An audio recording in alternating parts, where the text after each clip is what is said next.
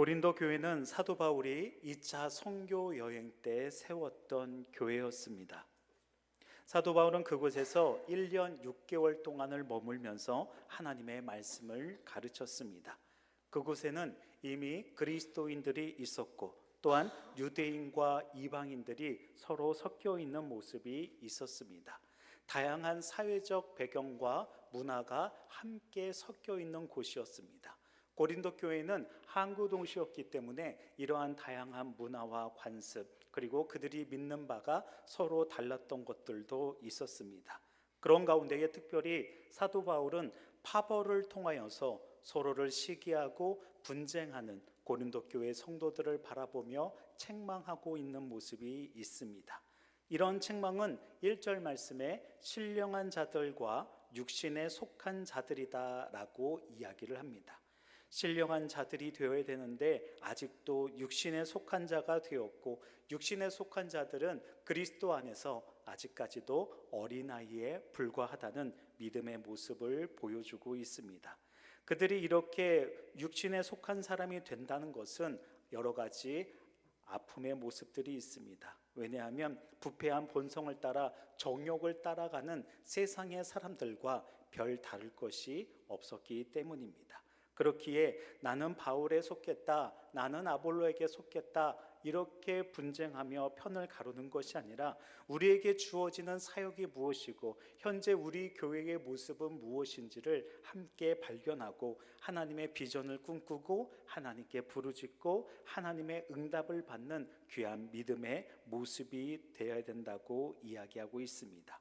이들의 모습 속에서 우리가 발견해야 될 것은 무엇이냐면 그들이 심는 자나 물을 주는 자나 모두 다 동일한 공통점, 동일한 비전이 있었다는 것입니다. 그것은 오직 교회를 세우는 일에 하나님의 동역자들로 서로가 함께 모였고 함께 믿음을 가지고 섬기고 나가야 된다는 것입니다. 이것이 바로 교회의 본질이고 교회에서 거둘 수 있는 아름다운 열매가 될 것입니다. 이러한 사실을 우리는 잊지 않아야 됩니다. 하나님께서 자라나게 하여 주시고 하나님께서 모든 것을 채워 주실 것입니다.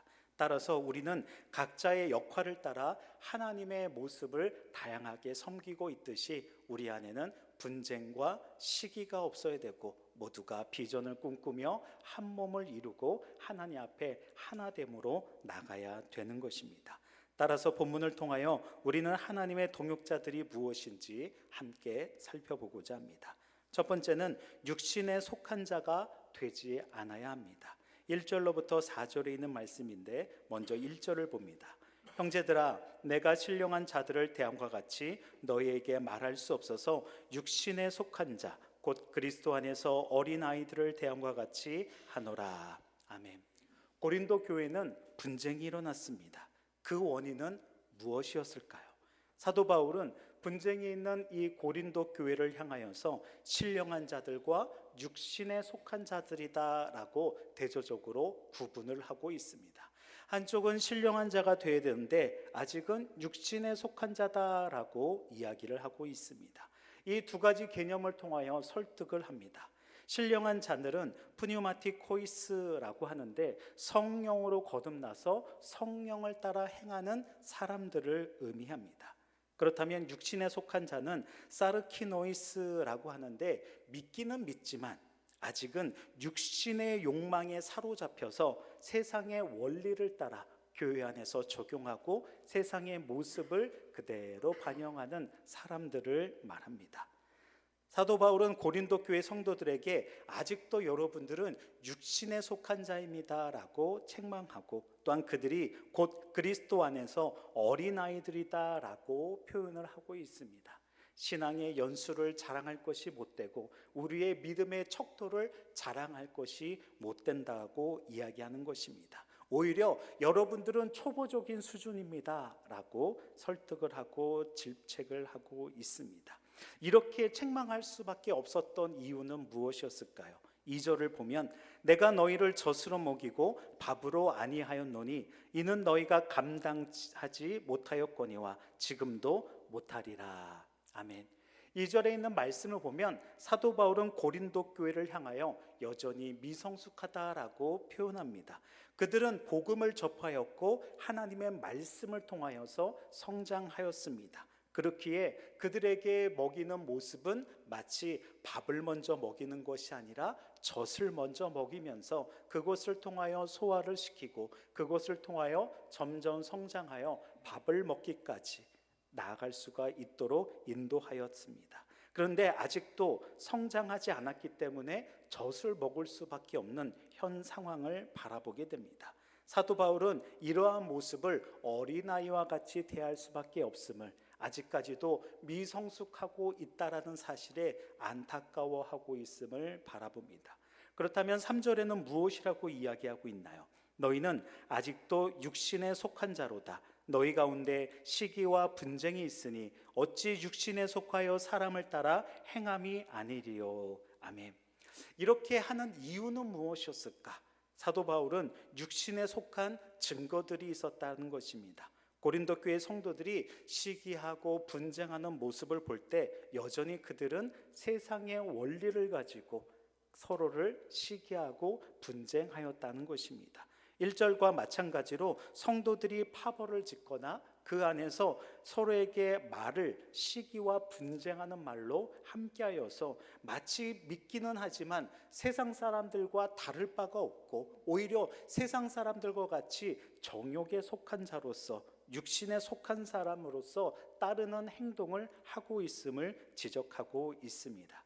육신의 정욕을 따라 사는 것이 왜 이렇게 교회 안에서는 있어서 안 될까요? 그것은 부패한 모습으로 죄악을 드러낼 수밖에 없기 때문입니다. 성도들이 이렇게 분쟁하는 이유는 본성에 따라서 행동하는 것이고 그 본성이 믿는 자로서 그리스도의 본성을 나타내야 되는데 아직까지도 세상의 본성을 따라 행하는 모습을 안타까워하고 있는 것입니다. 그래서 4절에 이렇게 이야기합니다. 어떤 일은 말하되 나는 바울에게라 하고 다른 일은 나는 아볼로에게라 하니 너희가 육의 사람이 아니리요 라고 이야기합니다. 그들은 파벌을 짓는 어리석음을 보였습니다. 사도 바울은 고린도 교회에 이런 상황이 구체적으로 나타났다라고 이야기를 하고 있는 것입니다. 첫 번째, 바울파가 있습니다. 바울파의 성격은 어떠했냐면 반유대교적 성격. 왜냐하면 바울은 유대교에서 무엇으로 개종이 되었나요? 부활하신 예수 그리스도를 만나면서 그리스도인의 모습으로 되었습니다. 그래서 유대교적인 성격에는 반유대교적인 성향을 나타내었고요. 또한 그 당시 헬라 문화가 강하게 나타났기 때문에 헬라 문화의 학문에 비판적이었습니다. 그렇다면 아볼로파는 무엇이었나요? 아볼로파는 유대교 사상에 오히려 유연하였고요. 헬라 문화의 학문에 호의적이었다라는 것을 나타냅니다. 그렇다면 이 아볼로파의 주인공인 아볼로는 누구입니까? 아볼로는 이집트 알렉산드리아의 출신의 학문이 능하고 성경에 능한 자였습니다. 아볼로는 에베소에서 누구를 만났냐면 우리가 잘 아는 브리스기라와 아굴라 부부를 만나게 됩니다. 그들의 부부를 통하여서 고린도 교회에서 말씀을 전할 수 있는 계기가 되었습니다. 그런데 말씀을 얼마나 잘 가르쳤든지 그곳에서 아볼로를 추종하는 사람들이 생기게 되었던 것입니다.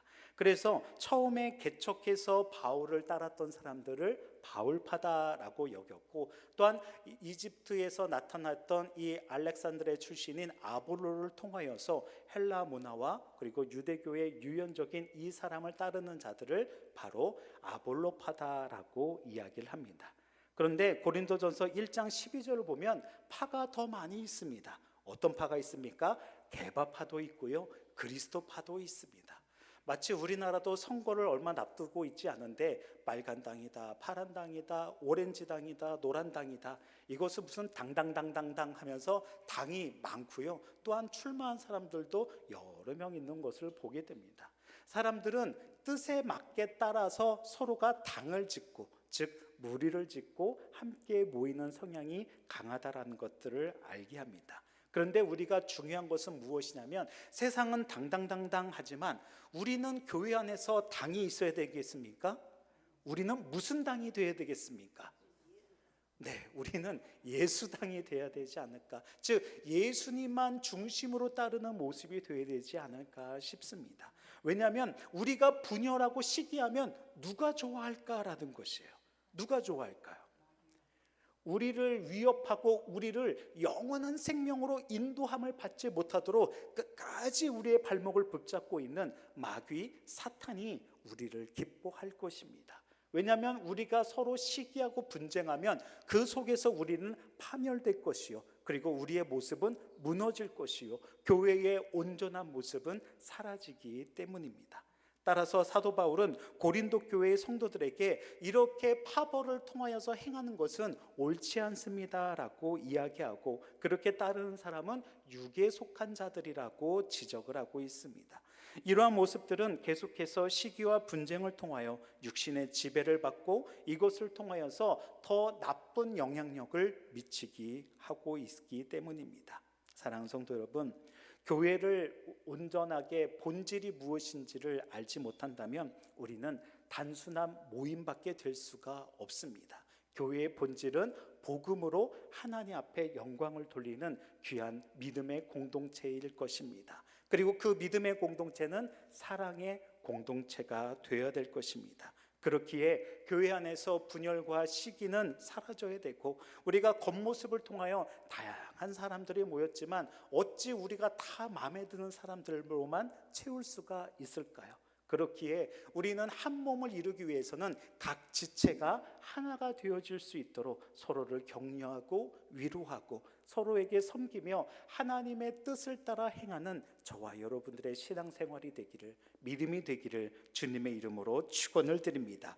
그래서 육신에 속한 자들이 아니라 저와 여러분들은 어느 자가 되어야 됩니까? 신령한 자들이 되시는 효성교회의 모든 성도들이 되시기를 주님의 이름으로 축원을 드립니다. 두 번째는 이러한 신령한 자들이 되기 위해서는 각각 주신 대로 사역을 감당해야 합니다. 5절에서 7절 말씀입니다. 5절 말씀 함께 볼까요? 우리 함께 읽어봅니다. 시작.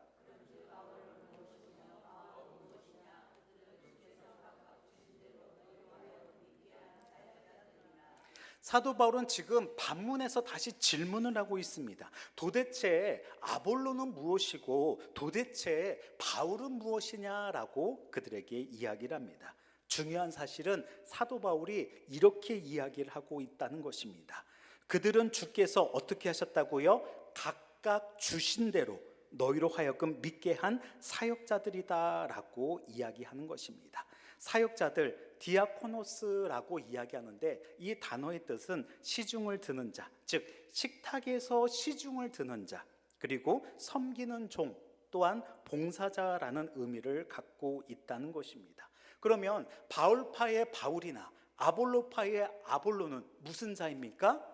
시중을 드는 자, 섬기는 자, 봉사하는 자들이다라는 것들을 알게 하고 있습니다. 지도자들을 추종의 대상자로만 섬기는 것이 아니라 그들은 하나님의 사역자인 것을 명심하고 나가야 될 것을 깨닫게 하고 있습니다.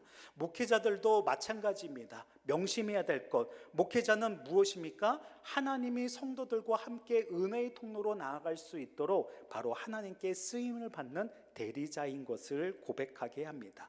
그래서 하나님의 사역을 위해 하나님의 말씀을 통하여 교회에 은혜를 끼치고 이곳이 하나님의 나라가 되어질 수 있도록 말씀과 복음으로 채워야 된다는 것입니다. 그러나 그 속에 자신이 이익이 있다면, 아까 이익이 있는 곳에 육신에 속한 자가 된다고 하였고, 육신에 속한 자는 곧 부정부패가 일어날 수밖에 없으며, 부정부패가 있으면 곧 위기를 당할 수밖에 없는 것입니다.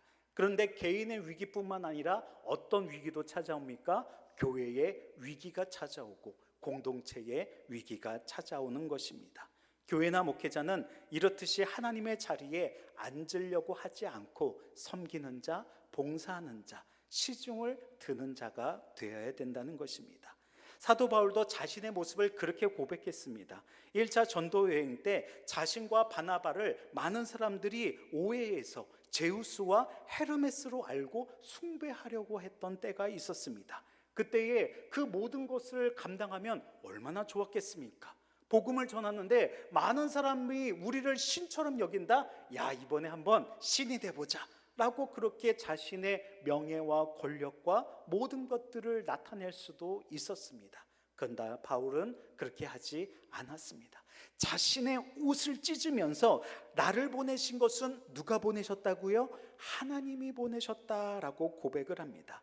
예배 받을 자는 내가 아니라 오직 누구밖에 아니십니까? 하나님밖에 없다라고 고백을 하고, 모든 영광은 나를 통하여서 나타내는 것이 아니라 모든 영광은 하나님께 드려야 된다고 고백을 하였던 것입니다. 사랑하는 성도 여러분, 사람은 예배의 대상, 영광의 대상이 아닙니다. 우리의 예배의 대상, 영광의 대상은 오직 여호와 하나님 뿐인 줄을 믿습니다. 그렇기에 이러한 모습으로 각각 주신 은사대로 행한 것이 무엇일까요? 6절과 7절 함께 봅니다. 나는 심었고 아볼로는 물을 주었으되 오직 하나님께서 자라나게 하셨나니 그런즉 심는 이나 물 주는 이는 아무것도 아니로되 오직 자라게 하시는 이는 하나님뿐이니라. 아멘. 사도 바울은 그 당시 1차 산업이었던 농사의 비유를 통하여 많은 사람들에게 이해를 구하고 있습니다. 그리고 그 농사를 통하여 각자의 역할이 무엇인지를 자세하게 설명하고 있습니다. 바울의 역할은 무엇이었나요? 바울은 무엇을 하는 자였나요? 바울은 복음을 어떻게 했다고요? 심는 자였다라는 것입니다. 개척의 모습, 그것이 쉬웠을까요? 여러분, 농사를 질 때에 땅을 일구었고, 그리고 그 땅에 비료로 충만하여 가지고 그곳에 씨를 뿌릴 때에 비로소 그 씨는 자라게 된다는 것입니다. 그래서 바울은 무엇을 하는 자였습니까? 심는 자의 역할, 그 개척과 복음을 통하여 많은 사람들의 영혼의 밭에 복음을 심는다는 것 결단코 쉽지 않았지만 바울의 역할은 심는 자의 역할이었습니다. 그러면 아볼로의 역할은 무엇이었나요? 아볼로는 무엇을 하였습니까? 이미 심겨진 모습 속에서 무엇을 하였다고요? 물을 주는 자였습니다. 근데 여러분, 식물을 키워보셨습니까? 어떤 집사는 아우 목사님 저는 똥손이에요 라고 해서 식물을 키우면 집안에서 하도 썩은 내 나가서 왜 그런가 했더니 너무나 사랑스러워서 매일마다 물을 주셨대요. 그래서 이쁘게 자라라, 잘 커라, 매일마다 물을 줬대요. 정말로 사랑하는 마음으로 닦고 물을 주었대요. 근데 그것이 올바른 물주기 방법입니까? 아니었던 거죠. 물을 너무 많이 주었더니 그 물이 고여서 썩게 되었고 결국 그 꽃은 쉽게 상하고 죽게 되었다는 것입니다. 물 주는 자도 물을 어떻게 주어야 됩니까? 잘 줘야 되고 제대로 줘야 된다라는 것입니다. 아볼로의 역할은 무엇이었습니까? 물을 주는 자의 역할이었다라는 것입니다. 심는 자도 중요할 뿐만 아니라 무엇하는 자도 중요합니까? 물 주는 자도 얼마나 중요한 역할인지 모릅니다. 그런데 여기서 우리에게 주시는 것 세 번째, 하나님은 무엇 하시는 분이신가라는 거예요. 하나님의 역할은 무엇입니까? 무엇입니까? 자라나게 하신다는 것입니다. 그래서 저와 여러분들의 사명이 복음 전도자의 사명이라면 우리는 하나님의 복음을 심어야 되고 하나님의 복음을 통하여 많은 사람들에게 선포해야 됩니다. 그리고 우리들 가운데에서는 누군가는 그곳에 물을 뿌리면서 후원하고 기도하고 함께 동역해야 됩니다. 그런데 우리는 그 속에서 잊지 않아야 될 것, 자라나게 하시는 분은 누구이시다? 하나님이시다라는 것을 잊지 말아야 됩니다. 때로는 우리가 걱정하고 안 자라면 어떡하지? 또한 이렇게 되면 어떡하지? 근심과 걱정이 많을 수 있습니다. 그러나 그 모든 걱정은 십자가 밑에 내려놓아야 됩니다. 하나님은 무엇 하시는 분이시라고요? 자라나게 하여 주시고 열매 맺게 하여 주실 것이기 때문입니다. 사도 바울은 이것을 권면하는 것이었습니다. 여러분, 서로 분쟁하고 시기하지 마십시오. 우리는 복음으로 하나가 되었고 우리의 목표는 어느 사람은 심는 자가 될 수도 있고 어느 사람은 물 주는 자가 될 수도 있지만 중요한 사실은 모두가 다 하나님의 사역에 동역하고 있습니다 라고 말하고 있는 것입니다. 하나님의 나라와 하나님의 교회를 세우는 일에 함께 동참하는 것, 그것이 중요하다고 이야기합니다. 복음을 심고 물을 주었더니 성장합니다. 그러나 중요한 것은 이렇게 심는 자나 물주는 자도 아무것도 아니고 하나님이 자라나게 하신다는 것, 즉 하나님이 그 교회의 중심이 되시고 하나님이 그 사람의 중심이 되어 주실 때에 열매 맺는 아름다운 모습으로 채워 주실 것입니다. 그렇기에 우리는 오직 하나님이 함께 하신다는 것을 통하여서 믿고 나아가야 되는 것입니다. 교회의 성장은 성도들의 수고가 있습니다. 오늘도 많은 봉사로서 함께하고 있습니다. 근데 그 결과로만 교회가 부흥하고 성장하는 것은 아닙니다. 교회의 성장은 오로지 누가 함께 하실 때 일어납니까? 하나님의 능력이 함께 할 때에 비로소 교회의 성장과 부흥은 나타날 것입니다.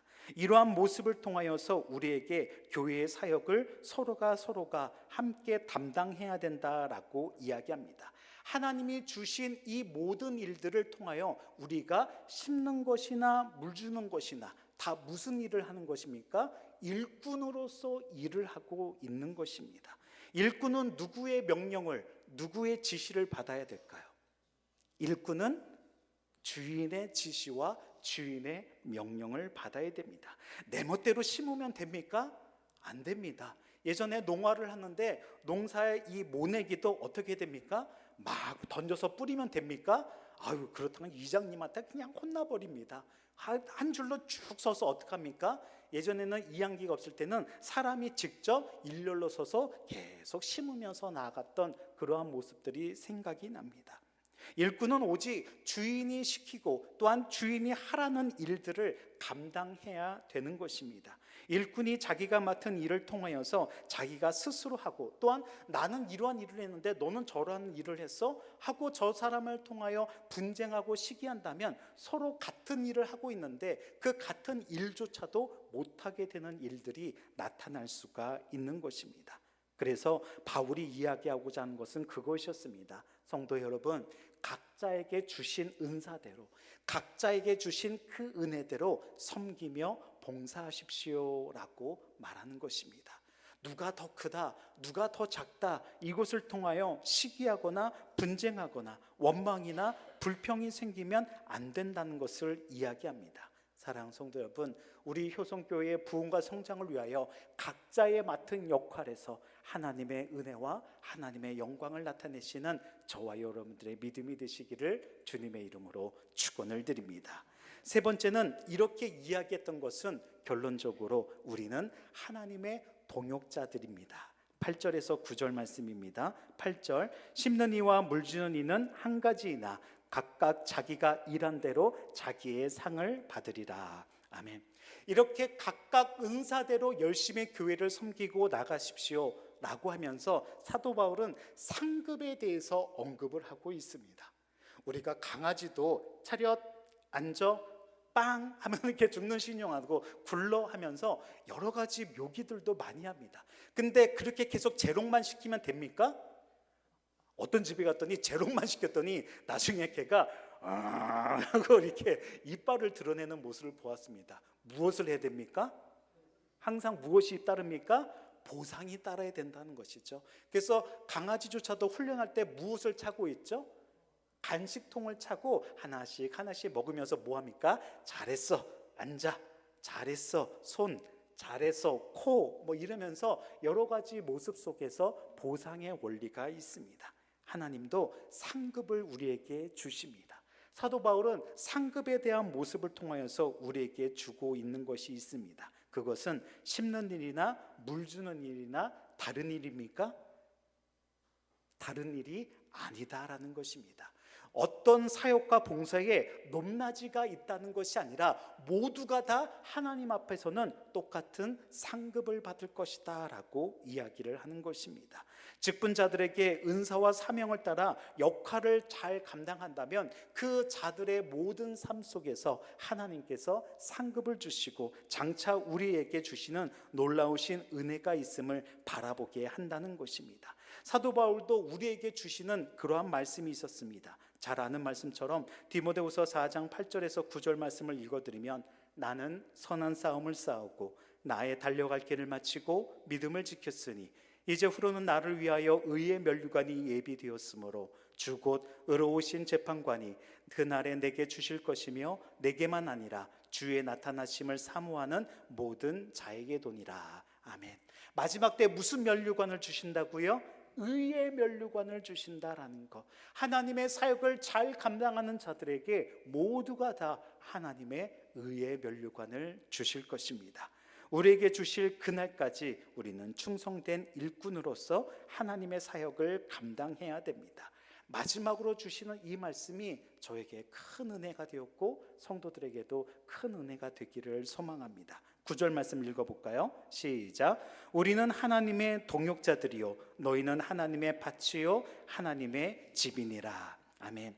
마지막으로 사도 바울은 교회의 분쟁의 원인이 분당을 짓는 것이었고 서로가 서로에게 시기와 질투가 강하였기 때문에 이런 것이 문제가 아니라 우리는 모두 다 하나님의 일을 하는 것이고 각자의 다양한 은사와 또한 경험대로 이렇게 나가는 것입니다. 중요한 사실은 우리가 모두 다 무엇입니까? 하나님의 동역자들인 줄 믿습니다. 이것이 우리에게 가르쳐 주시는 하나님의 은혜입니다. 교회에서 사역과 봉사를 하면서 경쟁하거나 분쟁해서는 안 될 것입니다. 예전 교회에서 사업을 하시던 안수 집사님과 권사님이 계셨습니다. 두 분 다 중소기업을 운영하시면서 여러 가지 사역도 많이 하시고 봉사도 많이 하시고 또한 후원도 많이 하셨던 분들입니다. 그런데 묘하게 경쟁이 있었습니다. 어떤 경쟁이 있었냐면 이번에 어떤 행사를 합니다 라고 한다면 그 행사를 따라서 후원을 하시는 것입니다. 그런데 집사님이 한 30만 원 하시면 권사님이 저에게 찾아와서 비서 목사님 얼마 했대? 30만 원이요? 그러면은 나 40 낼게 딱 이렇게 해서 40만 원을 하신다든지 또 40만 원을 내면 또 그 집사님께서 오셔서 권사님 얼마 하셨어요? 저 40만 원, 저 50만 원 내겠습니다. 딱 50만 원을 내는. 그래서 그 후원에 대해서 자꾸 이렇게 경쟁하듯이 합니다. 교회에서 어떤 성물이 필요하다. 그러면 이 시간에 무슨 어떤 성물을 하면 저 누가 했습니까? 저 집사님이 하셨습니다. 그럼 또 다시 또 이 권사님이 또 이쪽에다 해서 누가 하셨습니까? 권사님이 하셨습니다. 하시면서 계속 경쟁이 붙는 거예요. 심지어는 어떤 일이 있었냐면 이번에 담임 목사님이 어디 가시는데 무엇이 필요합니까? 그래서 저한테 물어보는 것이었습니다. 참 난감한 모습입니다. 그런데 이러한 경쟁이 있다가 어느 날 드디어 일이 터지고 말았습니다. 비서 목사님 일로 와보세요. 그래서 네. 목사님 제가 오른팔이에요? 제가 왼팔이에요? 집사님이 오른팔입니까? 왼팔입니까? 권사님이 오른팔입니까? 왼팔입니까? 야, 이제는 두 분이 저를 세워놓고 말씀하시는 거예요. 그러면 제가 누구가 오른팔이고 누가 왼팔이라고 이야기할까요? 여러분이라면 어떻게 대처하시겠습니까? 돈을 더 많이 내신 분이 오른팔이십니까? 성물을 더 많이 하신 분이 오른팔이십니까? 저는 본문에 있는 말씀처럼 이렇게 이야기할 수밖에 없습니다. 우리는 모두 다 하나님의 동역자들입니다. 아니 오른팔이고 왼팔이고 그래요 중요할 수 있습니다. 그런데 팔은 한 팔만 있어야 됩니까? 팔은 어떻게 있어야 됩니까? 양팔이 있을 때에 자유로움이 있는 거 아닙니까? 오른팔이건 왼팔이건 양팔이 있어야 됩니다. 집사님 권사님 양팔이 있어야 바로 교회가 든든히 서갈 수 있습니다 라고 말씀을 드린 적이 있습니다. 우리가 기억해야 될 사실은 각가의 역할이 있고 우리 모두 다 하나님의 동역자들이란 사실을 잊지 말아야 할 것입니다. 하나님은 한 교회를 한 공동체를 세우기 위해서 각각 다양한 은사들을 주셨어요. 우리가 다 똑같을 수는 없습니다. 그러한 모습을 통하여서 우리가 기억해야 될 것, 사도 바울이 오늘 우리에게 주시는 모습은 무엇이냐면 우리는 모두 다 하나라는 사실입니다. 그리고 우리는 모두 다 하나님의 동역자인 줄 믿습니다. 우리 좌우 옆 사람들하고 함께 인사해 봅시다. 하나님의 동역자이십니다. 우리는 하나님의 동역자입니다. 사랑하는 성도 여러분, 저와 여러분들은 우리 효성교회는 하나님의 동역자인 줄을 믿습니다. 비록 섭섭하고 또한 비록 아쉽고 부족하고 연약한 것이 있지만 그것이 전부가 아니라 우리가 하나님의 뜻을 모두가 함께하고 있다는 이 사실만은 우리가 잊지 않아야 할 것입니다. 사도 바울은 계속해서 우리가 하나라는 이야기를 계속 이야기합니다. 몸은 하나인데 많은 지체가 있고 몸의 지체가 많으나 한 몸같이 그리스도도 그러하니라. 오직 하나님의 몸을 고르게 하여 부족한 지체에게 귀중함을 더하사 몸 가운데서 분쟁이 없고 오직 여러 지체가 서로 같이 돌보게 하셨느니라. 아멘. 이렇게 우리는 하나님의 동역자들입니다 라고 이야기하면서 더 이상 우리는 시기와 분쟁이 있어서는 안 되고 우리는 하나님의 동역자로 하나님의 귀한 열매를 맺어야 된다고 이야기합니다. 그리고 나서 마지막에 이야기하는 구절을 보십시오. 뭐라고 이야기합니까? 고린도 교회가 무엇이 되기를 원하였습니까? 하나님의 밭이요 하나님의 집이 되기를 원하였습니다. 할렐루야. 아멘. 밭은 무엇일까요? 밭을 통해서 무엇이 자랍니까? 곡식이 자랍니다. 곡식이 자라고 또한 무엇을 거둘 수 있습니까? 열매를 수확할 수가 있습니다. 교회가 밭이라는 것은 바로 이곳에서 하나님의 놀라우신 열매들을 거두고 수확할 수가 있다는 것입니다. 그리고 교회는 무엇이 되어진다고요? 집이 되어진다는 것입니다. 여러분들의 집은 어떠십니까? 많은 사람들이 집은 잘 찾아가는 모습이 있습니다. 심지어 술 주정뱅이도 만취 상태에서도 어디는 잘 찾아간대요? 이상하게 집은 또 잘 찾아간다고 이야기하는 모습이 있습니다. 집이란 것은 어떠한 곳이기 때문입니까? 집은 평안을 주고 집은 보호한다는 개념이 있기 때문입니다. 저는 교회가 집이었고 집이 교회였던 모습을 고백합니다. 지치고 힘든 신앙생활을 할 때에 세상에서 상처받았을 때에 갈 곳이 교회밖에 없었습니다.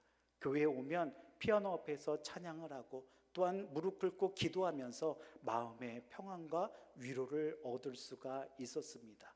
또한 병원에 입원했을 때 제일 가고 싶었던 곳이 어디였을까요?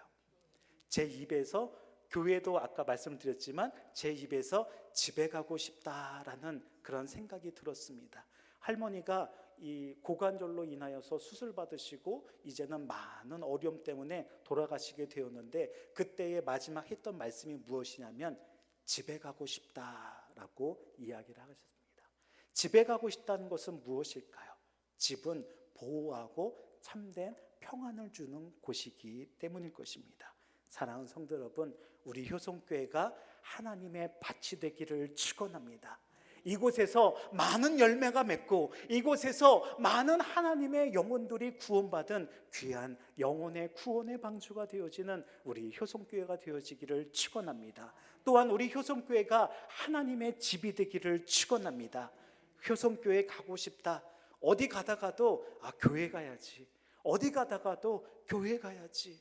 교회 가면 무엇이 있기 때문입니까? 하나님이 우리를 반겨주시고 하나님이 우리 사랑하는 성도들의 눈물을 닦아주시면서 이곳에서 진정으로 누릴 수 있는 평안함, 진정으로 누릴 수 있는 그 보호하심이 있기에 우리는 어느 곳을 통하여서도 교회를 갈 수 있는 그곳이 바로 우리의 집과 같은 교회가 되어지는 효성교회가 되기를 소망합니다. 무엇보다도 중요한 것은 바로 그것입니다. 우리가 잘 알고 있던 것처럼 우리 모두는 하나님의 동역자들입니다. 그렇기에 각자의 역할을 잘 감당하면서 하나님의 밭으로서 귀한 열매를 맺고 하나님의 집으로서 참된 평화와 위로를 함께 나누는 귀한 우리 교회의 모습과 비전이 되기를 주님의 이름으로 축원을 드립니다. 말씀을 맺고자 합니다. 이솝우화의 황소 3마리와 사자 이야기가 있습니다. 어느 날 사자들이 황소를 너무나 잡아먹고 싶었습니다. 그래서 사자가 황소를 잡아먹으려고 다가가면 이 3마리의 황소가 서로 뭉쳐서 뿔을 들이대니까 이 사자도 3마리가 뭉치니 결단코 다가갈 수가 없었던 모습이 되게 됩니다. 얼룩소, 검은소, 붉은소. 얼룩소에 다가가면 검은소와 붉은소가 함께 나와서 공격하고 붉은소에게 다가가면 얼룩소와 검은소가 함께 다가와서 공격했기 때문에 그 힘을 사자조차도 당하지 못하게 되었습니다. 어느 날 사자가 앉아서 곰곰이 생각해 봅니다. 어떻게 하면 잡아먹을 수 있을까? 곰곰이 생각한 결과 이런 생각이 들었습니다. 그들이 풀을 뜯을 때는 서로가 뭉치지 않고 한 마리씩 한 마리씩 흩어지는 성향이 있었습니다. 그래서 얼룩소 옆에 슬쩍 다가가서 이야기합니다. 얼룩소야, 얼룩소야, 내가 보니까 붉은 소가 그렇게 힘이 세다던데 붉은 소 아니었으면 얼룩소, 검은 소는 이미 잡혀먹었대. 붉은 소가 있어야지만 너희들이 이렇게 따라야 되는, 그래서 붉은 소가 대장인 것 같아 라고 하면서 이간질을 했습니다. 그랬더니 얼룩소가 아니 그래도 힘이 내가 제일 셌는데 건방지게 그런 말을 했단 말이야 라면서 붉은 소에 대한 감정이 좋지가 않게 되었습니다. 이렇게 얼룩소에게 거짓말한 사자는 또다시 붉은 소와 검은 소에게 다가갔습니다.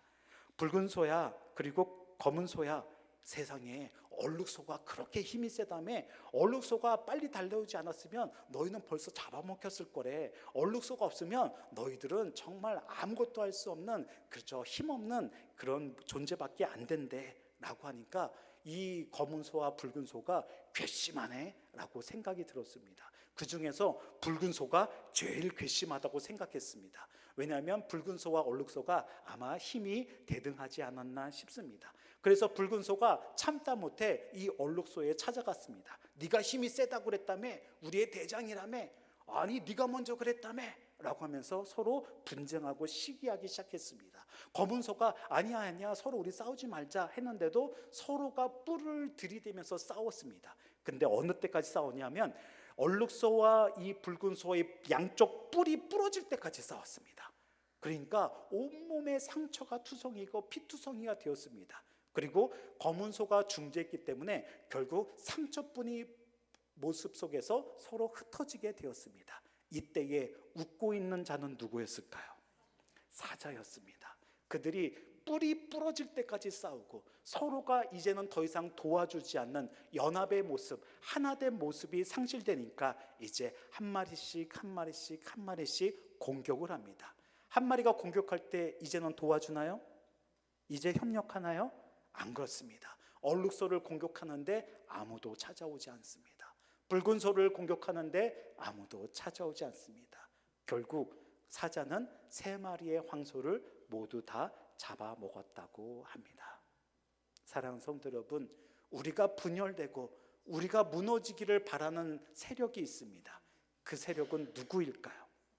성경에서 보면 마귀 사탄의 모습입니다. 어떻게 해서든지 우리의 모습을 이간질하고 우리에게 자꾸 무슨 마귀를 준다고요? 섭섭마귀를 자꾸 줘서 작은 일에도 서로가 상처가고 작은 일에 서로가 그 속에서 원망하고 분쟁하고 시기하는 모습으로 나타나게 한다는 것입니다. 우리는 오늘 본문을 통해서 하나님과의 관계가 무엇이고 사람과의 관계가 무엇인지를 다시 한번 기억해야 될 것입니다. 우리는 씨를 뿌리는 자가 있다면, 심는 자가 있다면 누구도 있다고요? 물을 주는 자가 있고, 이 모든 것을 하시는 분은 누구이시다? 자라나게 하는 것은 하나님이시다라는 것을 기억하십시오. 그리고 우리는 모두 다 무슨 자들이라고요? 하나님의 동역자인 것을 믿고 서로 의지하는 효성의 모든 성도들이 되시기를 주님의 이름으로 축원을 드립니다. 결단코 우리의 사역을, 우리의 역할을 비교하지 마십시오. 하나님은 우리에게 상급으로 함께 동일하게 채워주실 것입니다.